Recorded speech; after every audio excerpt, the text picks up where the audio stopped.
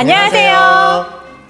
보육노동자가 알아야 쓸 수 있는 권리, 보육교사 알쓸 권리 진행을 맡은 공공우수 노조 보육지부 한미영 지부장입니다.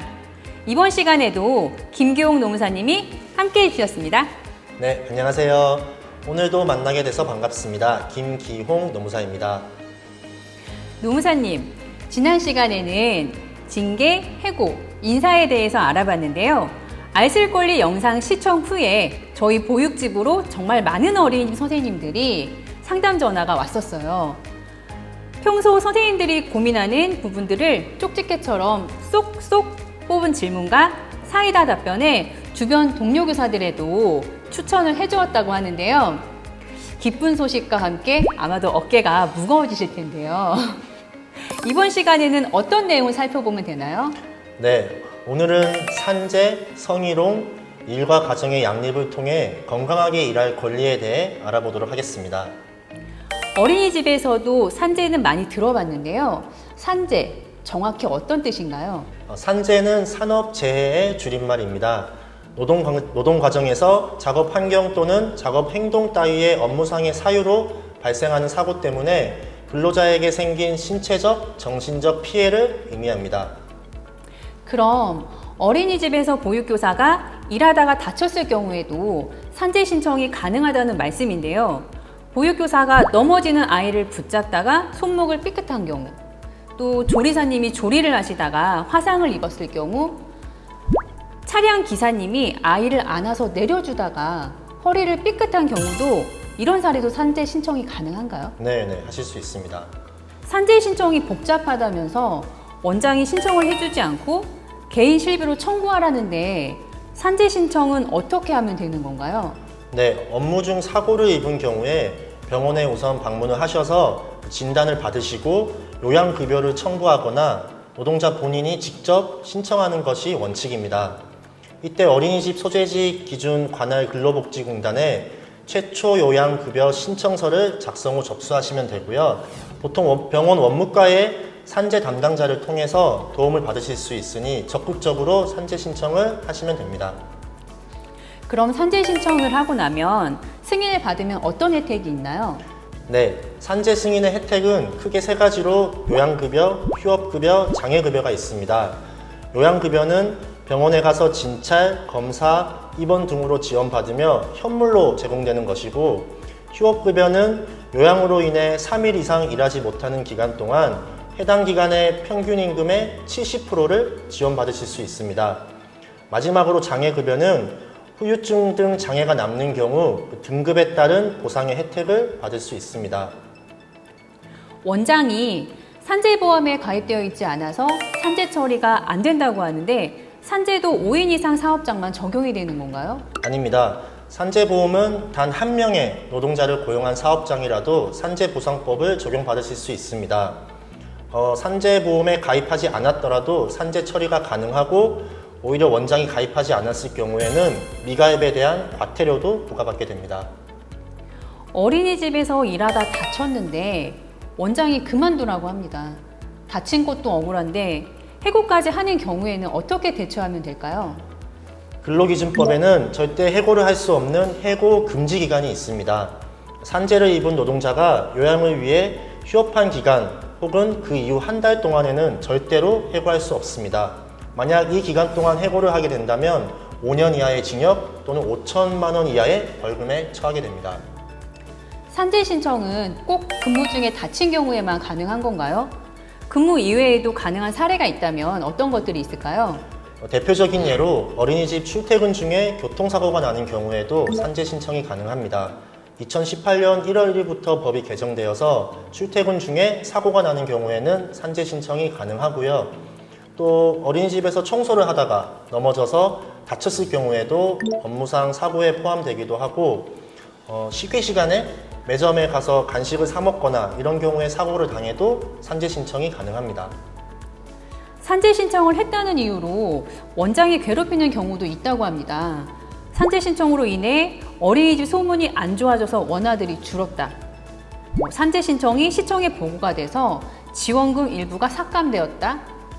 산재 신청으로 육아휴직을 못 보내게 되었다는 등의 다양한 이유들로 업무에서 배제하거나 해고 위협 등 불이익을 받는 경우에는 어떤 처벌을 할 수 있을까요? 네, 산재 신청을 이유로 보육교사를 해고하거나 불리한 처우를 하게 될 경우에는 2년 이하의 징역 또는 2천만 원 이하의 벌금에 처하게 됩니다. 보육교사가 건강해야 아이들도 잘 보육할 수 있겠죠? 산재뿐만 아니라 건강하게 일하기 위해선 마음도 건강해야 되겠죠? 어린이집 내 성희롱이 발생했을 때 대처할 수 있는 것에 함께 알아보도록 하겠습니다. 99% 이상 여성들만 있는 어린이집에선 성희롱이 일어날 수 있을까라는 생각들을 많이 하실 텐데요. 어린이집에서 일상적으로 듣는 이야기들 중에 성희롱인 경우가 있습니다. 원장이 카톡 프로필 사진을 보더니 싸 보인다. 뚱뚱해서 남자친구도 없겠네. 남자친구와 1박 2일 갔다며? 그럼 그것도 했어? 라며 입에 담지도 못하는 성희롱의 사례가 있는데요. 어린이집에서 성희롱이라고 느낄 경우 어떻게 대처하면 될까요? 네, 먼저 원장이 그런 얘기를 했다고 하니 정말 충격적인데요. 먼저 성희롱이란 사용자가 지위를 이용해서 선적, 언동 등으로 상대에게 성적 굴욕감이나 혐오감을 느끼게 하는 행위를 말합니다. 이런 원장의 이런 발언들은 당연히 직장 내 성희롱에 해당하고요. 곧바로 노동부에 진정을 넣으실 수 있습니다. 그리고 원장은 1천만 원 이하의 과태료를 내야 합니다. 이런 상황이 발생했을 때 굉장히 당황스럽고 어떤 방법으로 대응할지 판단하는 데 어려움이 있을 것 같아요. 힘들더라도 불쾌감을 표현하고 관련 대화를 녹음하거나 문자나 카카오톡, 전화 녹취, 구체적인 상황 등을 기록하는 것도 굉장히 중요하고요. 이런 증거 자료들을 확보를 해야만 대응을 하실 수 있습니다. 그리고 혼자 대응하시기 어렵다고 판단하시면 노동조합을 찾아주시면 됩니다.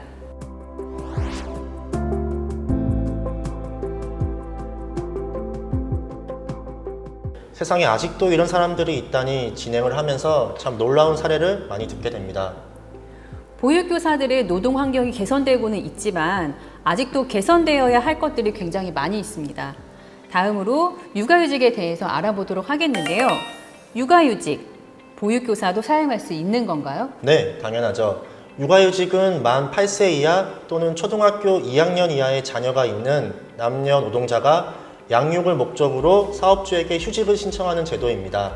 단 6개월 이상 근무를 해야 사용하실 수 있습니다.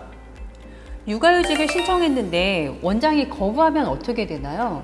육아휴직을 원장이 거부하는 경우에는 500만 원 이하의 벌금에 처하게 됩니다. 그렇군요. 그럼 육아휴직을 제가 원하는 만큼 기간을 나눠서 사용해도 될까요? 네, 2020년 12월 8일부터 육아휴직은 총 2회 분할 사용하실 수 있습니다. 즉 3회 휴직이 가능하도록 확대되었습니다. 육아휴직은 만 8세 이하 자녀가 있는 경우 사용이 가능하다고 하셨는데 자녀가 생일이 지나서 만 9세가 되면 육아휴직은 종료되나요? 아닙니다. 육아휴직 기간 동안 자녀가 8세 이하를 유지해야 되는 것은 아니고요. 육아휴직을 시작하는 날 자녀가 만 8세 이하 또는 초등학교 2학년 이하의 요건을 갖춘 경우에는 육아휴직을 계속 사용하실 수 있습니다. 육아휴직 급여는 어디에서 받을 수 있나요? 고용보험에 180일 이상 가입되어 있고 육아휴직을 30일 이상 사용한다면 최대 1년간 국가로부터 육아휴직 급여를 받으실 수 있습니다. 육아휴직 분할 사용도 가능하다고 하셨는데 육아휴직 대신에 근무 시간을 줄이는 것도 가능한가요? 네, 가능합니다. 육아기 근로시간 단축이라는 제도인데요. 이것도 만 8세 이하 또는 초등학교 2학년 이하의 자녀가 있는 경우에 사용하실 수 있고요. 근로시간 단축 기간은 총 1년 이내입니다. 자녀 1명당 육아휴직과 육아기 근로시간 단축을 총 합산하여 최대 2년까지 사용할 수 있습니다. 육아휴직 너무 좋은 제도인데요. 육아휴직 기간 중 원장이 계약 만료를 통지했습니다. 이렇게 육아휴직 중에 계약 만료 통지를 하는 건 문제가 되지 않는 건가요? 네, 아닙니다. 육아휴직 기간 중에 근로계약 기간이 만료된 것으로 해고가 아니고 계약 기간이 만료되면 사업주의 의무도 자동적으로 종료되기 때문에 육아휴직 역시 종료되고 근로계약 또한 자동 종료됩니다. 육아휴직 전에는 담임교사로 근무를 했었는데 복직하고 나니 보조교사 업무를 하라고 합니다. 육아휴직 전과 다른 보직으로 변경이 되는 건 가능한가요? 안 됩니다. 원장은 육아휴직을 마친 보육교사에게 휴직 전과 같은 업무 또는 같은 수준의 임금을 지급하는 직무에 복귀시켜야 하고, 이를 어길 경우에는 500만 원 이하의 벌금에 처해집니다. 육아휴직에 대한 궁금했던 많은 질문에 자세한 답변 감사합니다. 임신 중인 보육교사나 출산 후 1년이 지나지 않은 보육교사에게 야근 업무를 지시하는 건 가능한 걸까요? 안 됩니다. 임신 중 연장 근로는 절대 금지되고, 출산 후 1년이 지나지 않는 경우에는 1일 2시간, 일주 6시간, 그리고 1년에 150시간을 초과하는 연장 근로를 시킬 수 없고, 이를 어길 시 2년 이하의 징역 또는 2천만 원 이하의 벌금에 처해집니다. 건강하게 일할 권리 마지막 질문입니다. 생리통이 심해서 원장에게 생리휴가를 사용하겠다고 말을 하니 생리한다는 사실을 스스로 입증을 해야만 보내준다고 하는데요. 입증 자료를 제시해야만 생리휴가를 쓸 수 있는 건가요? 생리휴가를 청구한 보육교사에게 생리 현상의 존재를 입증하라는 건 인권 침해입니다. 대법원에서 아시아나 항공 승무원에게 생리휴가를 주지 않아 대표에게 벌금을 선고한 사례도 있습니다.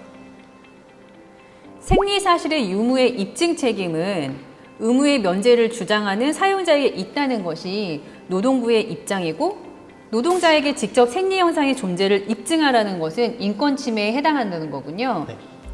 오늘 질문에 내용이 많았는데 세세한 답변 정말 감사합니다.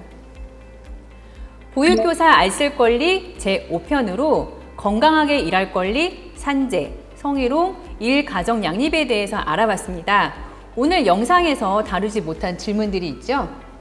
네, 시간 관계상 아쉽게 다루지 못한 질문들이 있습니다. 어떤 질문들이 있는지 너무 궁금하신 분은 이 책을 보시면 됩니다. 지부장님, 네. 이 책은 어떻게 받을 수 있죠? 바로 위에 링크로 신청해 주시면 됩니다. 5권 이상 신청해 주시면 무료로 배송해 드리고요. 주변에 계신 동료 교사들에게도 많이 나눠주세요. 다음 시간에는 보육교사 알쓸 권리 제6편으로 건강하게 일할 권리, 감정노동, 직장 내 괴롭힘, 어린이집 CCTV에 대해 알아보도록 하겠습니다. 다음 영상도 시청해 주실 거죠? 그럼 다음 영상에서 만나요. 안녕!